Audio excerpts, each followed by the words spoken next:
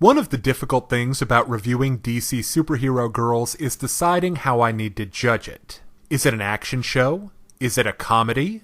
Is it a protracted doll commercial? In the end, I've decided to judge it like what it claims to be, a superhero show. And from that standpoint, it's certainly not the best, but its charms do elevate it over its previous incarnation. And like Teen Titans Go. I didn't walk into this 1 hour special expecting a villain on par with Thanos or the Dark Knight's Joker. But even with my expectations super duper double dog tempered, the antagonist is still lame, both as an obstacle to show off our teen heroines and as a character. And they go for a lame twist that would make M. Night Shyamalan roll over in his grave. Is he even dead? No, but his dignity is. Next, I have a question that superfan Barbara Gordon could probably answer. Why is Batman a superhero?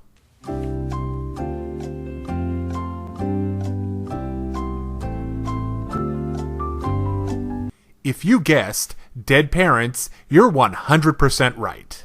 Now, according to DCSG, what is the reason for Batgirl, Bumblebee, Green Lantern, Supergirl, Wonder Woman, and Zatanna being superheroes?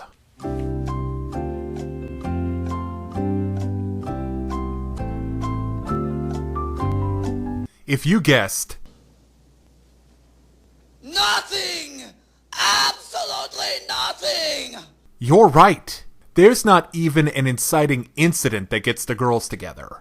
No aliens, no techno cavemen, no pop-up ads, no nothing. They just get together because, golly gosh, being a superhero is so much fun! In fact, most of the first half of the special follows the team bonding, training, and hanging out. That leads me to my second topic, the characters. My fear was that DCSG would recycle characters from previous Faustian projects. And that fear was pretty right on. Bumblebee is Fluttershy. They even have the same eye design. Supergirl is 100% more Rainbow Dash. Zatanna sine waves between Trixie and Rarity. And Wonder Woman is basically Wonder Girl from Super Best Friends. Now, to the show's credit, they hit 5 out of 6 targets. As much as I like the original cheerleader that could rip a car in half version of Kara, I like Super Punk as well. Bumblebee has always been pretty bland in DCSG, so the extra personality is welcome. The great and powerful Zatanna was my personal favorite. And as lame as the Eco-Lantern joke is, Jessica never pushes things too far. But Batgirl should change her name to Miss Fire. Because she's just obnoxious, like the worst possible version of Pinkie Pie. Where's Alan Moore when you need him? Wow, Sergeant, that was a little dark. Anyway, specific irritations aside, I want to acknowledge a problem that just about every team of Super Friends has. Why are they friends? What do they have in common other than fighting evil? What do they even talk about? This is true for the DC superhero girls, the Elements of Harmony, the Sailor Scouts, and tons of others. I'm not seriously going to grade DCSG down for this, cause everybody does it. Next up, let's look at the animation, starting with the art design.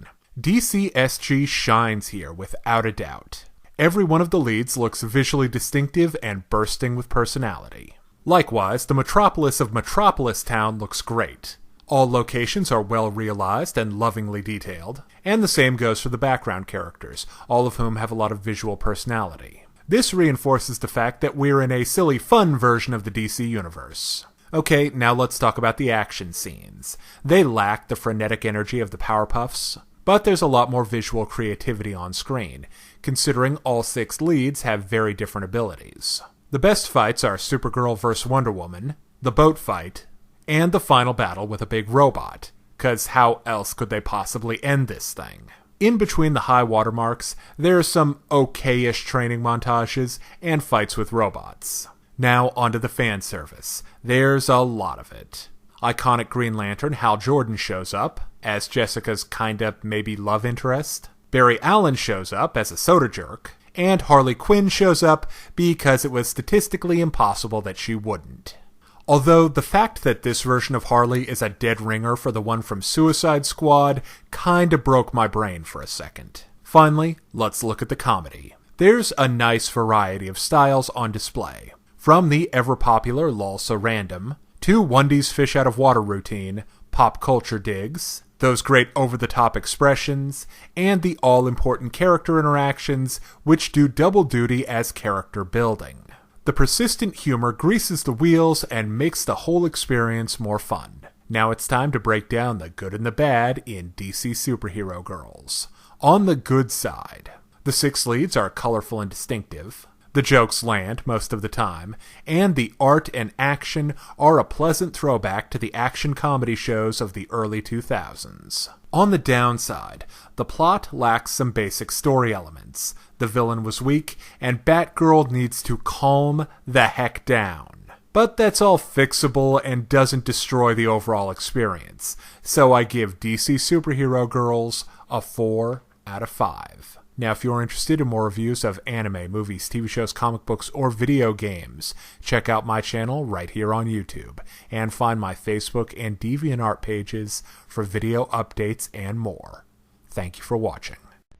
Hey kids, today's show is brought to you by the letter 4 and the number potato!